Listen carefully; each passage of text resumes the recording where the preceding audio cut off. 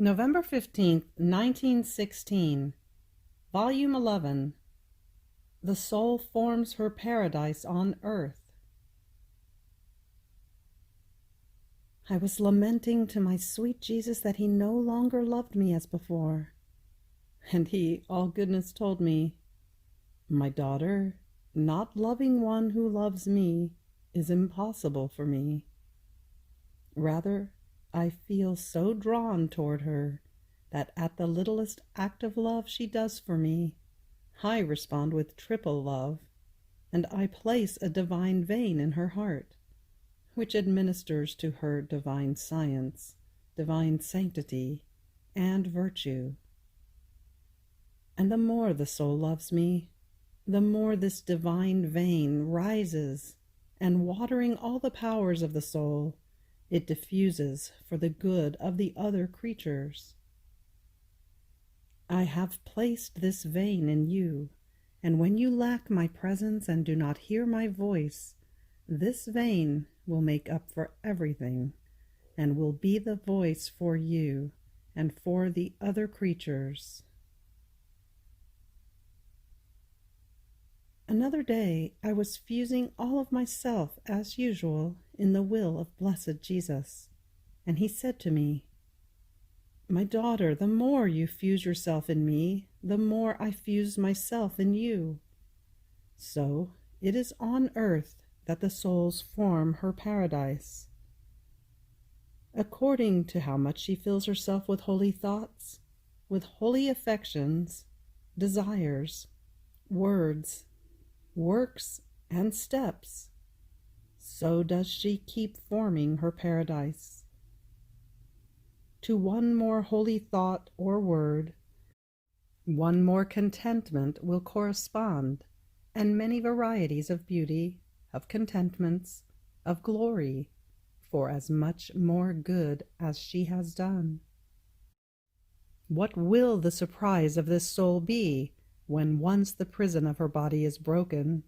Immediately she will find herself in the sea of as many pleasures and happinesses, as much light and beauty, for as much more good as she has done, be it even a thought."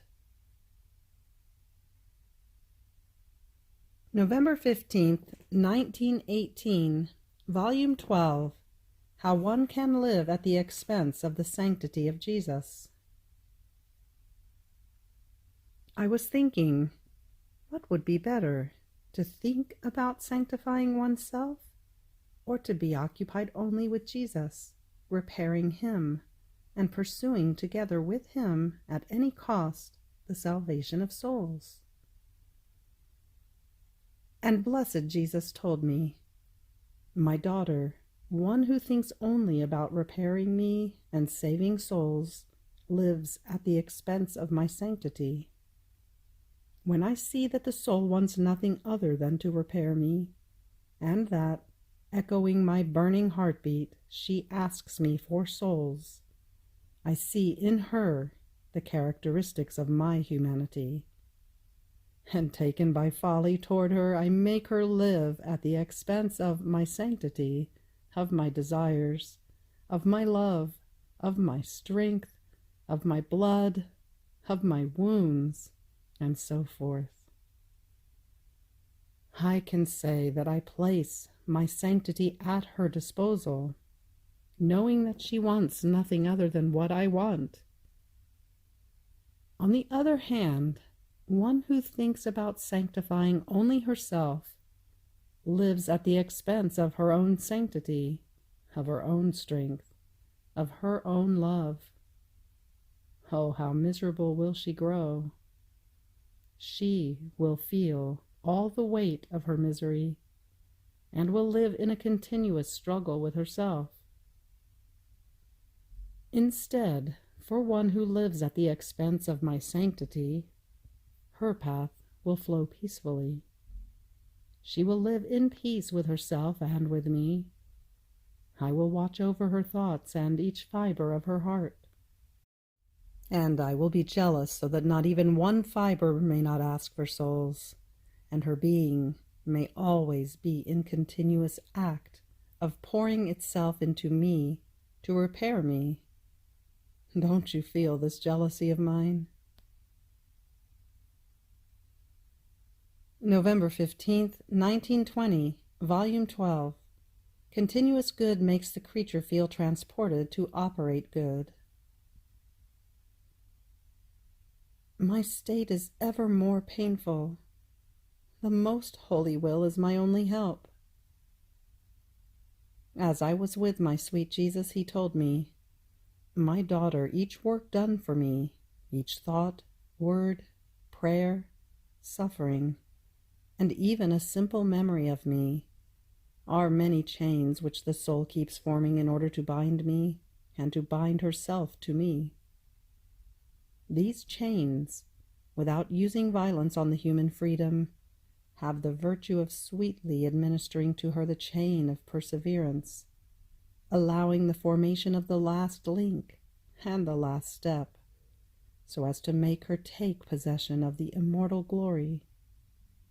In fact, continuous good has this virtue, this attraction over the soul.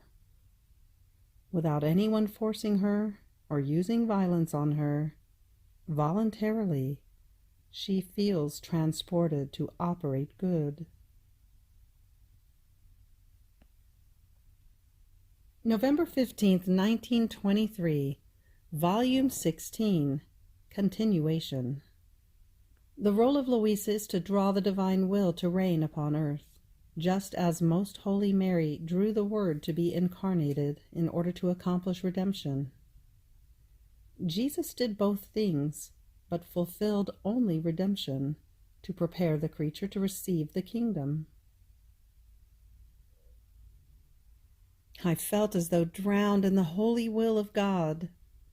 My sweet Jesus seemed to amuse himself very much in my interior in sending me light, and I felt as though eclipsed in that light. I felt that my mind was being filled with so much that I could not contain it, to the point of saying to Jesus, "Jesus, my heart, don't you know that I am little? I cannot contain what you want to put into my intelligence." And Jesus, "Little daughter of mine, do not fear. Your Jesus will let you drink this light sip by sip, so that you may receive it and comprehend it. Do you know what this light means? It is the light of my will. It is that divine will rejected by other creatures, which, wanting to come and reign upon earth, seeks to find someone who would receive it, comprehend it, and love it. In order to come and reign, it wants to find a little soul who would offer herself to receive all the acts that the Supreme Will had destined for each creature, to make her happy and holy, and to give her the goods it contains. Now, this happiness, sanctity, and the goods that the eternal will delivered, in order to communicate them to the creature just as it delivered the whole creation, are united and suspended. And if it does not find one who receives them, to give it all the homage, honor, and courting that the other creatures have not given it, it cannot come and reign upon earth. Therefore, your task is to embrace all generations, in order to receive all the acts of the Supreme Will that they rejected, with all the goods it contains. If you do not do so, my eternal will cannot put itself in feast to come and reign. It will have the tears of the past sorrow, of how ungratefully it was rejected, and one who cries does not reign. Therefore, it wants not only that the acts of its volition destined to each creature receive reparation, but that there be desire to receive its happiness with love, along with everything it contains. And I, Jesus, my love, how can I do this? I am too little and also a little bad, and you know it. Even more, I fear I am unable to do it even for myself. How can I do it for others? And he again, this is exactly why I chose you, and I keep you small, so that you may do nothing by yourself, but always together with me. I too know that, little as you are good at nothing, at the most at making me smile with your childish things. Therefore, your Jesus will take care of everything. This is necessary just as it was necessary that in order to come and fulfill redemption, a little daughter of ours, my mamma, assumed the task of receiving within her all the acts of our will rejected by creatures, and she made them her own. She welcomed them with decorum, loved them, repaired them, returned them, so much so as to fill all their boundaries as much as it is possible for a creature. When the divinity saw, reintegrated in this little creature, its will of creation, not only for herself, but for all others, it felt so attracted that it added the greatest act, the most sublime, the most prodigious one, to the many acts of its will in creation, that this little one be the one to be raised to the exclusive and unique dignity of mother of her own Creator. I, eternal Word, could never have descended from heaven had I not found her in my will, reintegrated, as we had wanted it to be in the creature. What then was the cause that made me come upon earth? My will existing in a little creature. What did I care if she was small? All I cared about was that my will be safe in her, with no fracture on the part of her human will. Once our will was safe, all our rights were given back to us. The creature placed herself in the order of her Creator, and the Creator placed himself in the order of the creature. The purpose of creation was already fulfilled, so we got to the facts, that the Word be made flesh, first to redeem man, and then so that our will be done on earth as it is in heaven. Ah, yes, it was my mamma who, taking into herself all our will, delivered for the good of creation, darted the divinity with divine arrows, in such a way as to draw, like a powerful magnet, the Word into her womb, wounded by our own arrows. We can deny nothing to one who possesses our will. See, then, the necessity for which I want another creature to offer herself, to receive into herself all the acts of my will which I delivered in creation, so as to give fulfillment to that fiat which I brought upon earth, and which was welcomed and understood only by my mother. And this is why there was no division between me and her. The divinity wants to be wounded once again with its own darts, in order to give the generations this great good, that my will reign in them. This is the greatest thing it wants to give, the true origin of man. A human will is not enough to beseech it, and even less to wound the divinity. It takes a divine will with which the soul, filled with it, may wound her Creator with his own arrows, so that wounded he may open the heavens and let his will descend upon earth. More so, since he will find his noble court, all the acts of his will lined up in the creature who snatched from him this solemn act, that his will come to reign on earth with its complete triumph. On hearing this, I said to him, "My beloved good, your words confuse me. Even more, They annihilate me so much that I feel like a little newborn baby, whose limbs are not yet well formed, and therefore it is necessary to swaddle her. And while swaddling clothes are still necessary to form me, you want to unswaddle me. But to do what? To make me stretch my little baby hands and embrace your eternal will? My Jesus, don't you see? I can't reach. I cannot hold it. I am too little.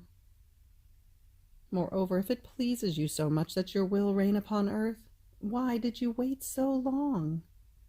And why, when you came upon earth, did you not do both things? That is, the redemption and the Fiat Voluntas Tua on earth as it is in heaven.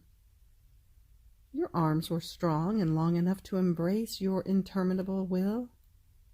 See, O Jesus, mine are weak and short.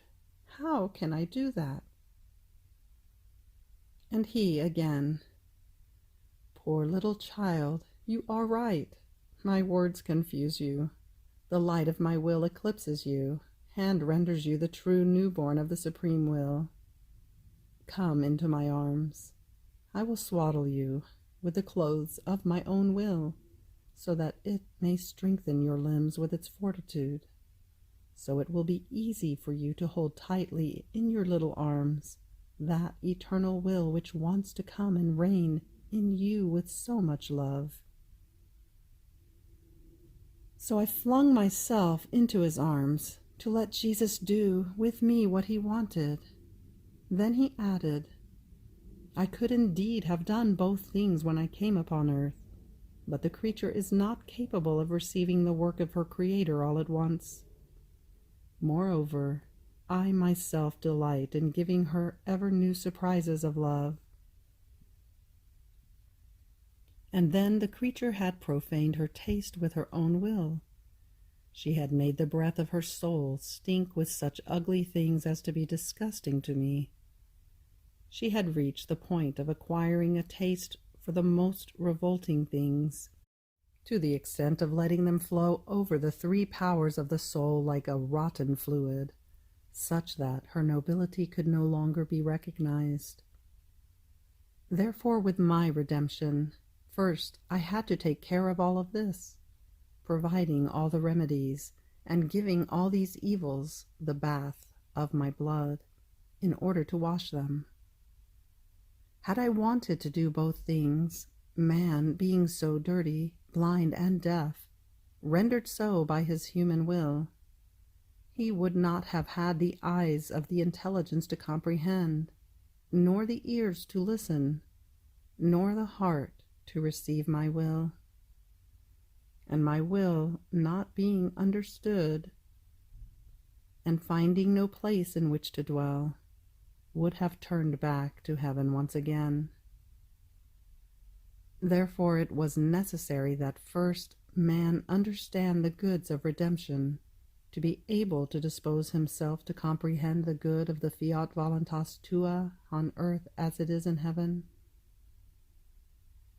The same would have happened also with you, if at the beginning when I began to speak to you, I had talked to you about my will. You would not have understood. I would have behaved like a teacher who, instead of teaching the first letters of the alphabet to his pupil, wanted to teach him sciences and foreign languages. Poor boy, he would get confused and would learn nothing.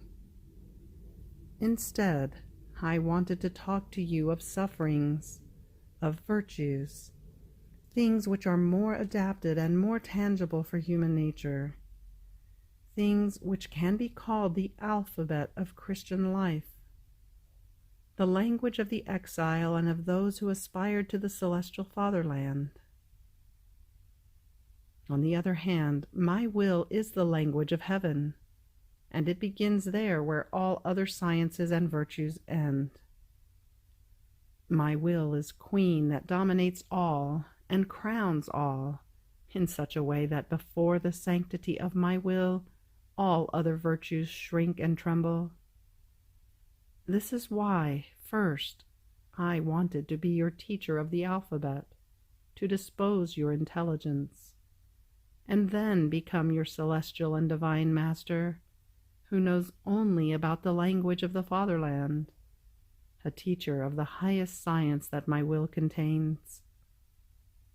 First, I had to remove from you the taste for everything, because the human will has this poison that it makes one lose taste for the divine will. In all created things which came from me, I had placed a divine flavor, but by doing her will even in holy things, the soul does not find this flavor. So, in order to let you taste my will, I am attentive to not let you taste anything else, so as to dispose you and give you the more sublime lessons of my will. If this was necessary for you, more so for the whole church, to which first I had to make known the inferior things, and then the highest thing of all, my will. End of November 15th. Fiat.